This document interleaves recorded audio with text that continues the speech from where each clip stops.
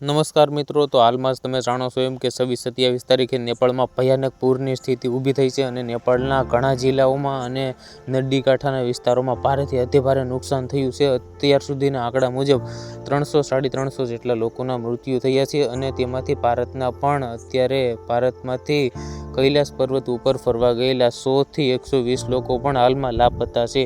ખાદ્ય સામગ્રી જેવી કે દવા અને રાશનિંગ જેવી વસ્તુઓને 2 હેલિકોપ્ટર લઈ અને ત્યાં પહોંચાડવામાં આવ્યા છે અને બનતી સહાય નરેન્દ્ર મોદી અને ભારત સરકાર દ્વારા કરવામાં આવે છે. તો મિત્રો, હાલમાં નેપાળની સ્થિતિ એવી છે કે મિત્રો તમને સપનામાં પણ નહીં વિચારવું હોય, કારણ કે તમે હાલમાં ન્યૂઝ જોયા હશે કે નદી કાંઠાનો વિસ્તાર છે ત્યાં 2-3 અથવા 5-6 માળના મકાન પણ ડૂબી ગયા છે. એટલું સ્પીડે તેની ગતિ હતી પાણીની પૂરની.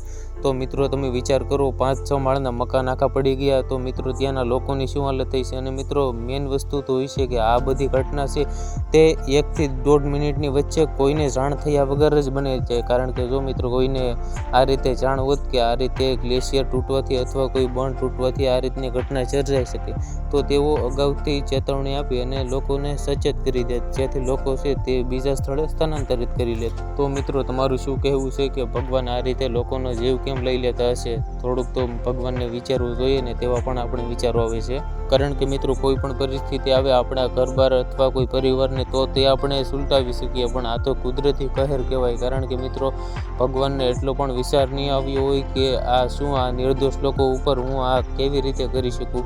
કારણ કે આમાં બધા લોકો સરખા નથી હોતા, આમાં કોઈક લોકો ભક્તો પણ હશે અને તમે વિચારી શકો છો કે આમાં સેવા નેપાળના લોકો છે એ બહુ સેવા કરે છે, તો ભગવાનને તેના પણ પર ન દયા કરી. તો મિત્રો તમારું શું કહેવું છે અમને કોમેન્ટમાં જરૂરથી જણાવજો. અને આ મિત્રો આમાં જે 300-350 લોકો મૃત્યુ પામ્યા છે અને હજી સુધી આંકડો બહાર નથી આવ્યો, આ આંકડો વધી પણ શકે છે, તો તેના વિશે તમે કોમેન્ટમાં એક શબ્દ જરૂરથી લખજો.